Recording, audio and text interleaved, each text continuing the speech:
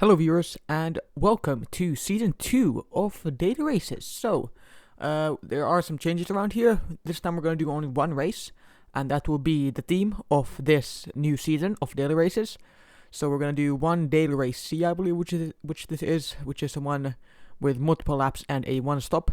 And also I'll make the videos much more chill than they were before, just some laid back racing fun. So before we get into it, please remember to like and subscribe. It helps me out so much. And with that being said, let's begin here. We're starting 5th on the grid in our BWT Mercedes, the livery I spent like a couple hours on working before this race happened. And this race happened about a month ago, before my PlayStation went into repair. So that's why this is a bit old. So getting into turn 2 anyway, we go past the Spaniard almost, as he runs very wide, and now they both wobble in the FT1 and the Supra, and we're up into P3. A few corners later, you can see on our inside there's the Brit in the Beetle, who kind of just shoves us wide. We get on the throttle a bit too early, and that causes a spin. We're going in the wrong direction as we try to get the car turned. It's also one of my first races on wheel, in fact, on GT Sport, and I have to say I love racing on wheel on GT Sport. It just feels so nice.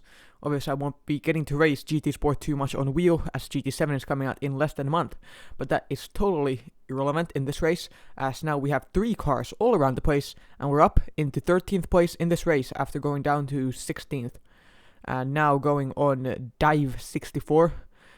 Down to the side, the car takes air on the right hand side. That is the Kerb of Death you saw in the thumbnail, and yeah, that's absolutely crazy. So the Spaniard makes a mistake in the Supra, we go past him, and that elevates us up into P12.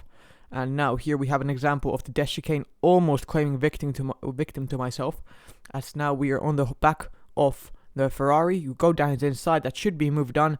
It's about 2 brakes later for this next corner. We are ahead, you can see on the radar on the bottom right. We go a bit deep into the corner, but I think we can still hang on to that position. We need a good exit out of this corner, which we do not get. So here comes the Italian in the Ferrari. We go down his inside, he goes down our inside, but now we do a switcher and go around his inside, and we get that position done, and we're up into P11. Now looking forward to chasing Dive 64 along with the Frenchman. I think he's in the Supra. No, sorry, he's in the Porsche 911. There he goes. He's spins away in the Porsche 911, and we are now 10th. Now on the 3rd lap still, there's a Frenchman in the Supra now spinning. That promotes up into 9th place. And on the 4th lap, they're going too wide into the death chicane.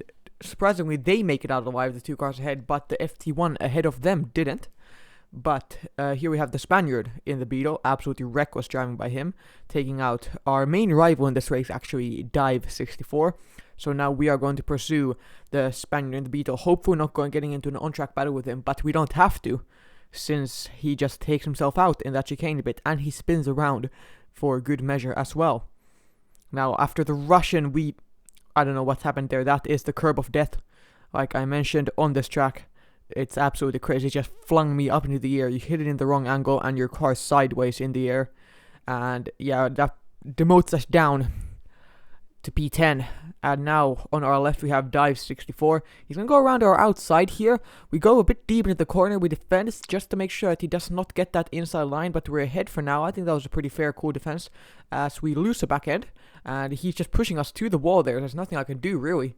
And that was a bit of dirty driving display from him, as the death chicane has claimed yet another victim in this race, being the Hungarian. But now we set sights on the BMW ahead, and there's also the Beetle of the Hungarian who had that massive accident. So we have had enough of that dirty driving from the German, so we take him out.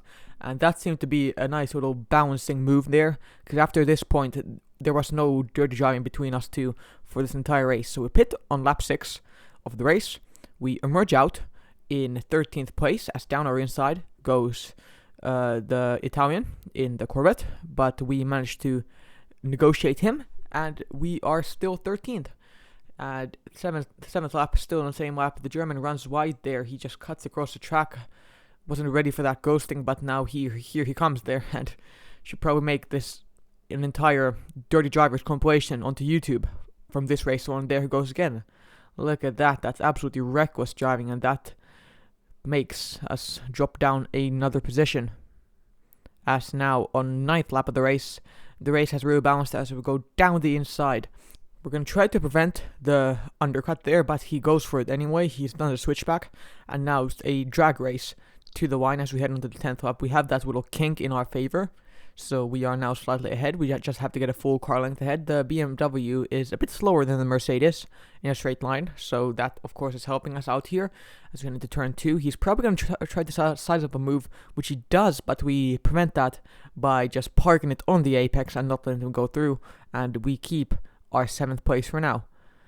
As now on the 10th lap he goes after that chicane bit on our inside here. We're going to try to perform the switchback here. We're going to brake a bit early, but see, he just tries to shove us a bit wide there, but we're not falling for that. We get a bad exit, and we are still behind for now, heading into the chicane of death. Many races have been won and lost here, as we're going to try a little look on dive 64 there, and we get a much better exit here, and we are going into the final 2 corners in the slipstream. Hopefully, as we keep on going in and out of his slipstream, just trying to get him to bait that right hand side. He doesn't go for that bait, but we just send it down his inside there into that penultimate corner.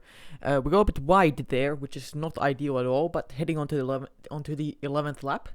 We have the slipstream. We have a car with higher top end speed than the BMW, so let's see if we can make something work here. He goes a bit wide for that first corner, so we take full advantage of that. We hit the apex perfectly. We go left, which is the inside for the next corner. We park it on the apex, and we are ahead, so that's P7 for us.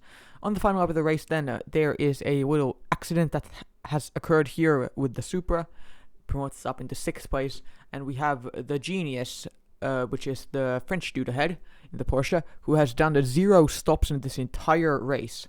So we are going to get very close to in the end here. You can see he's being controlled by the AI. It's going to be a drag race to the line here. We have the faster car. We are on his right hand side, but they just decide to push us to the wall. But we end up going behind him on track. But at the end of the race, on the merit of penalties, we get that 5th place done. That is a pretty solid comeback drive. If you thought so, and if you agree with me, let me know with a like and a subscription. And yes, there's a start of a new series, or continuation in fact, to the season 1. So this is season 2, so stay tuned for that. And yeah, I guess I'll see you in the next one. Goodbye.